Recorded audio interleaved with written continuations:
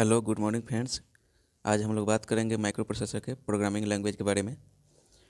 तो इसके अंतर्गत आप लोग को बताया जाएगा कि असेंबली लैंग्वेज, प्रोग्रामिंग लैंग्वेज का जो भाग है, यानी कि प्रोग्रामिंग लैंग्वेज का भाग असेंबली लैंग्वेज और मशीन लैंग्वेज और हाई लेवल लैंग्वेज जो है, तो इस सब के बारे में हम लोग डिस्कशन करेंगे। उसके बाद में इससे रिलेटेड जो भी ऑब्जेक्टिव क्वेश्चन है उसको भी इसमें दे दिया गया है।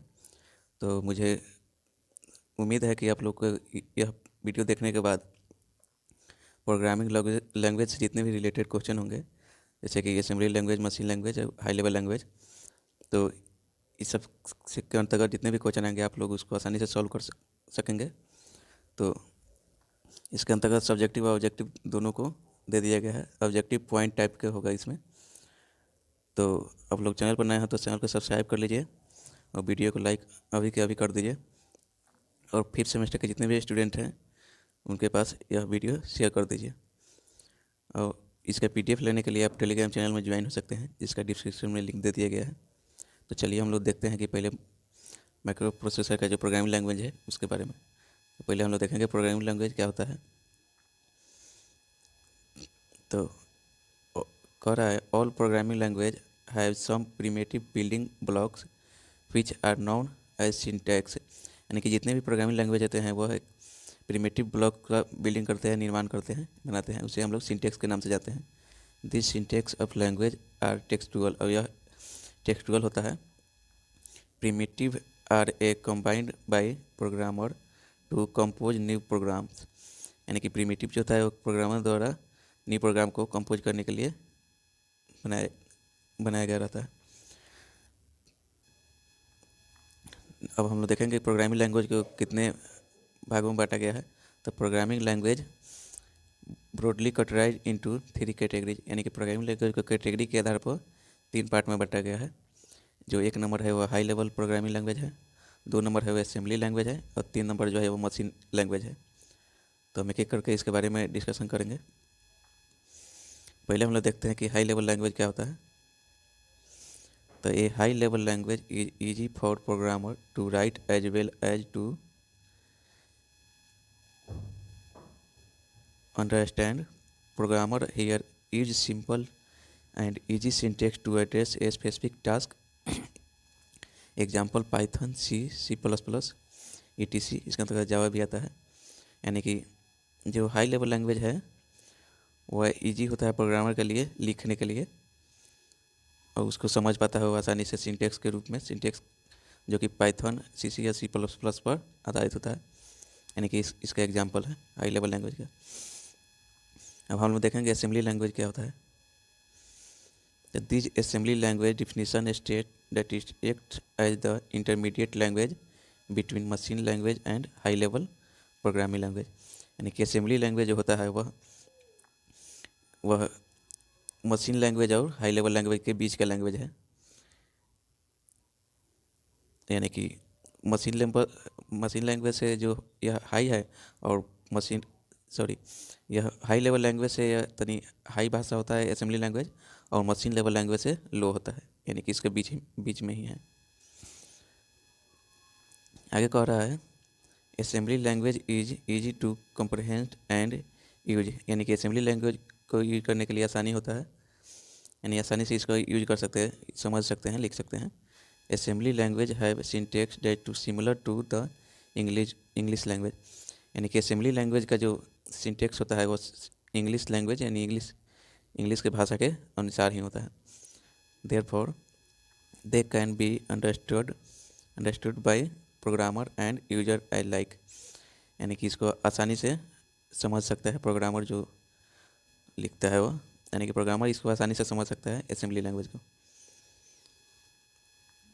यह कह रहा है assembly language does not require user to remember of code. यानी कि असेंबली लैंग्वेज के लिए जो यूजर है, प्रोग्रामर है, उसको ऑफ कोड याद रखने की आवश्यकता नहीं होती है। इट यूजेज मनेमेनिक्स नेम, और यह मनेमेनिक्स नेम का यह उपयोग करता है। यानी कि आपको ऑब्जेक्टिव में दे देगा क्वेश्चन असेंबली लैंग्वेज मतलब किस पर आधारित है, तो mnemonics keeper. Assembly language are second generation programming language, और असेंबली लैंग्वेज जो होता है वो प्रोग्रामिंग लैंग्वेज का सेकेंड जनरेशन है।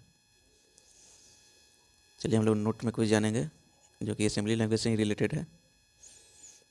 कंपाइलर क्या होता है?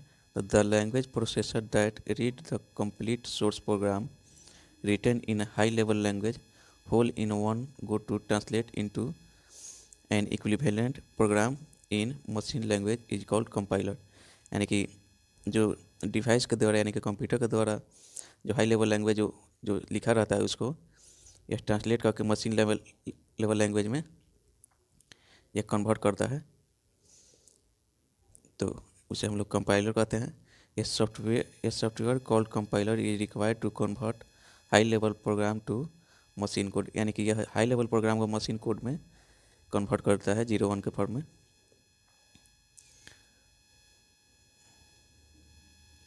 नेक्स्ट हम लोग देखेंगे असेंबली लैंग्वेज के बारे में, यानी कि असेंबलर के बारे में। असेंबली लैंग्वेज का ही यह समझिए कि पार्ट है, मुख्य रूप से यही है। देखिए, microprocessor can not understand a program written in assembly language.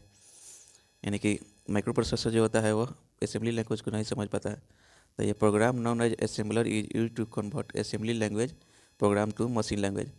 Microprocessor जो होता है वह असेंबली लैंग्वेज को नहीं समझ पाता है, जिसके चलते असेंबलर की आवश्यकता पड़ती है जिस प्रोग्राम को। तो वह प्रोग्राम जो असेंबली लैंग्वेज को मशीन लैंग्वेज में कन्वर्ट कर देता है उसे हम लोग असेंबलर कहेंगे। तो देखिए यहाँ पे असेंबली लैंग्वेज समझिए कि यह असेंबली लैंग्वेज है और यह प्रोग्रामर है, यानी कि असेंबलर है, और ये मशीन लैंग्वेज कोड है। यानी कि असेंबली लैंग्वेज को प्रोग्रामर जो होता है वो मशीन कोड में, मशीन लेवल के कोड में कन्वर्ट कर देता है, तो उसे हम लोग असेंबलर कहेंगे। देखिए यहाँ पर दिया गया है असेंबलर को, यानी कि यह जो है असेंबली लैंग्वेज है, सिंटेक्स के फॉर्म में कहिए या इसको कमांड के फॉर्म में कहिए। जो ये असेंबलर है, ये असेंबलर जो इसको 0-1 के फॉर्म में यानी मशीन लेवल लैंग्वेज में कन्वर्ट कर देता है, तो कंप्यूटर आसानी से समझ जाएगा। इसको भी यही आसान भाषा में दिया गया है फिगर। अब हम लोग देखेंगे कि व्हाट इज मशीन लैंग्वेज, यानी कि मशीन लैंग्वेज क्या है। The machine language definition state that computer to understand the command provided in high level language as like Java, C++, Python, the instruction have the to given machine language that comprises byte. यानी कि machine language जो होता है वह, इसका definition इस तरह है कि यह जो हाई लेवल लैंग्वेज जो भाषा दिया रहता है, कमांड दिया रहता है, C++ जो है, पाइथन जो है, उसके बाद जावा जो है, उसी को यह कन्वर्जन करता है। तो देखते हैं आगे क्या कर रहा है। तो the conversion of high level language to machine language take place by using an interpreter और compiler. Machine language comprises of binary digit 0 and 1। यानी कि जो यह मशीन लेवल जो लैंग्वेज है, यह कन्वर्जन है कि हाई लेवल लैंग्वेज का। तो यह क्या करता है कि मशीन लैंग्वेज वह 0-1 के फॉर्म में, यानी कि मशीन लैंग्वेज होता है वो 0-1 के फॉर्म में होता है, जो कि कंपाइलर द्वारा कन्वर्ट किया गया रहता है, या इंटरप्रेटर आप कह सकते हैं। तो इसे आसान भाषा में कह सकते हैं कि मशीन लैंग्वेज क्या है, तो हाई लेवल लैंग्वेज का ही फॉर्म है जो कंपाइलर द्वारा 0-1 के फॉर्म में बदला गया रहता है। आगे कह रहा है the conversion of high level programming language to machine language is depend on the CPU। यानी कि यह CPU पर डिपेंड करता है। Mnemonics are not required in machine language. यानी कि यह मैनेमोनिक्स जो की होता है यह मशीन लेवल लैंग्वेज के लिए आवश्यक नहीं होता है, केवल असेंबली लैंग्वेज के लिए आवश्यक होता है। यह ऑब्जेक्टिव में पूछ सकता है। Machine language are first generation programming language. जो मशीन लैंग्वेज होता है वह फर्स्ट जनरेशन होता है प्रोग्रामिंग लैंग्वेज का, यानी कि मशीन लैंग्वेज जो है वह प्रथम जनरेशन है प्रोग्रामिंग लैंग्वेज का। नेक्स्ट हम लोग देखेंगे प्रोग्रामिंग मॉडल के बारे में। तो आपको यह फिगर बनाना होगा प्रोग्रामिंग मॉडल का। 8085 माइक्रो प्रोसेसर का पूछेगा कि प्रोग्रामिंग लैंग्वेज क्या है, मतलब 8085 माइक्रो प्रोसेसर में अगर पूछ दे कि असेंबली लैंग्वेज या मशीन लैंग्वेज या कोई भी मतलब, तो उसमें प्रोग्रामिंग मॉडल जो बनाना होगा तो आप यह फिगर बना सकते हैं, क्योंकि फिगर पे ही 50% नंबर डिपेंडेंट होता है। यानी कि आपका निर्भर करता है फिगर पर ही 50% नंबर। यानी 5 नंबर 6 नंबर पूछा था, 3 नंबर इस पर ही मिलेगा, फिगर पर ही। तो आप लोग फिगर का जरूर बनाइएगा। नेक्स्ट हम लोग देखेंगे यह अब लोग जो हम लोग अब देखेंगे यह मुख्य रूप से ऑब्जेक्टिव के लिए आवश्यक है। 8085 जो माइक्रो प्रोसेसर का जो प्रोग्रामिंग मोड है उसके बारे में। इसमें 6 जनरल पर्पस रजिस्टर होता है, एक्यूमुलेटर रजिस्टर होता है, flag register, program counter register और स्टैक पॉइंटर रजिस्टर। यह 8085 प्रोग्रामिंग मोड का यह पार्ट है, समझिए कि जो इसमें आवश्यक रूप से बनाया गया है। देखिए यहाँ पर एक्यूमुलेटर, फ्लैग, इंस्ट्रक्शन सब दिया गया है, तो यह मोड का पार्ट है। अब हम लोग देखेंगे 6 जनरल पर्पस जो होता है वो क्या होता है, यानी कि 6 जनरल पर्पस जो रजिस्टर है वो कौन कौन से है। तो B, C, D, E, H और L है। The core can be combined as register pair to perform 16-bit operator B, C, D, E और HL। 2 नंबर है accumulator, the identify by a name A, यानी कि accumulator को एक से सूचित किया जाता है, ए से। This register is a part of ALU, यानी कि एक्यूमुलेटर जो है वो ALU का पार्ट है, ऑटोमेटिक लॉजिकल जो यूनिट होता है उसका। और नेक्स्ट कह रहा है 8 बिट डाटा स्टोरेज, यानी कि एक्यूमुलेटर का जो स्टोरेज डाटा होता है 8 बिट का होता है। Perform arithmetic and logical operation, यह इसका जो वर्किंग होता है वो लॉजिकल ऑपरेशन और अरिथमेटिक पर होता है। आगे कह रहा है result of A operation is store in accumulator, यानी कि जो रिजल्ट जो स्टोर करेगा या किस में स्टोर करेगा, एक्यूमुलेटर में। 3 नंबर हम लोग देखेंगे फ्लैग रजिस्टर के बारे में। यह सब ऑब्जेक्टिव के लिए निश्चित है, यानी कि आवश्यक है। तो फ्लैग रजिस्टर में दे देगा कि मतलब 8085 में कितने फ्लैग्स होते हैं, तो 5 फ्लैग होते हैं। तो वो कौन कौन से होते हैं, यह भी जो होता है वह ALU का पार्ट होता है, फ्लैग रजिस्टर भी ALU का पार्ट होता है। तो यहाँ पर दिया गया है zero flag, carry flag, sign flag, parity flag और एक्जुअली कर्ली फ्लैग।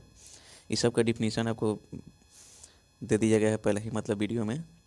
आप लोग नहीं देखें तो माइक्रो प्रोसेसर का प्ले लिस्ट में जाइएगा और वहाँ पर देखिएगा फ्लैग रजिस्टर का वीडियो का, जो कि प्रीवियस ईयर क्वेश्चन होगा। अब हम लोग देखेंगे प्रोग्राम काउंटर के बारे में। प्रोग्राम काउंटर को PC से सूचित किया जाता है। तो कह रहा है ए 16 बिट मेमोरी पॉइंटर रजिस्टर, यानी कि प्रोग्राम काउंटर जो होता है 16 बिट मेमोरी होता है इसका, यानी 16 बिट रजिस्टर भी कह सकते हैं। Use to sequence execution of program instruction, यह उसके बाद कह रहा है store address of a memory location where next instruction byte is to be fetch by 8085 microprocessor. When 8085 get busy to fetch current instruction from memory, PC is incremented by 1. PC is now pointing out the address of the next instruction. यानी कि यह program counter के बारे में है। मुख्य रूप से इसमें पूछेगा आपको कि कितने बीट का रजिस्टर होता है या कितने इसका मेमोरी क्षमता होता है, तो वह 16 बिट का होता है, यानी 16। हम लोग देखेंगे स्टैक पॉइंटर 5 नंबर में। तो ये 16 बिट मेमोरी पॉइंटर रजिस्टर, यह भी 16 बिट पॉइंट रजिस्टर होता है, स्टैक पॉइंटर। आप लोग इसका एक चार्ट बनाकर लिख लीजिएगा जिससे कि याद करने में आसानी रहेगा। नहीं तो ये हमको लग रहा है कि मतलब ऑब्जेक्टिव में निश्चित रूप से पूछेगा कि स्टैक पॉइंटर या प्रोग्राम काउंटर या कितने बिट का रजिस्टर होते हैं। आई कह रहा है point to be location in stack memory, इसका स्टैक मेमोरी में इसका लोकेशन होता है पॉइंट का।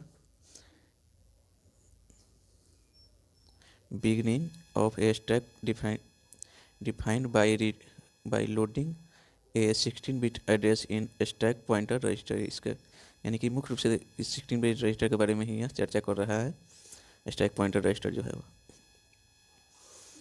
अब हम लोग देखेंगे instruction set of 8085 micro processor का इंस्ट्रक्शन सेट देखेंगे।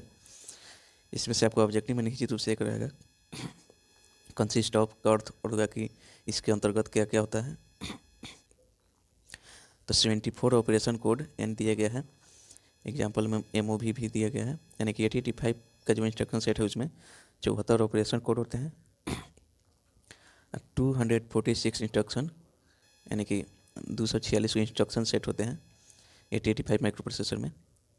तो 8085 इंस्ट्रक्शन कैन बी क्लासिफाइड है, यानी कि 8085 माइक्रो प्रोसेसर जो इसको बांटा गया है किस भाग में, तो 5 भाग में बांटा गया है। तो जिसमें से एक है डाटा ट्रांसफ़र, 2 नंबर है अरिथमेटिक, 3 नंबर है logical and bit manipulation, 4 number है ब्रांच और 5 नंबर है मशीन कंट्रोल। आप लोग निश्चित रूप से यह याद रखिएगा। हम लोग देखेंगे डाटा ट्रांसफ़र के बारे में। तो डाटा ट्रांसफ़र का copy data from a source to destination refer to data transfer function, यानी कि एक जगह से दूसरी जगह को डाटा को कॉपी करने के लिए, ट्रांसफ़र करने के लिए इसका उपयोग किया जाता है डाटा ट्रांसफ़र फंक्शन का। यह load A 8 bit number in A register, यानी कि इसका जो लोड होता है 8 बिट नंबर का होता है रजिस्टर में। Copy from register to register, copy between register and memory, copy between output port and accumulator, load a 16 bit number in register pair, यानी कि पेयर में 16 बिट और सिंगल में 8 बिट। आपको ऑब्जेक्टिव में पूछ सकता है। तो आज के लिए इतना ही था। उम्मीद है कि आप लोग को समझ में आ गया होगा, और यह भी उम्मीद करते हैं कि आप लोग को वीडियो अच्छा लगा और वीडियो को लाइक भी कीजिएगा। इसका PDF शाम तक ग्रुप में मिल जाएगा।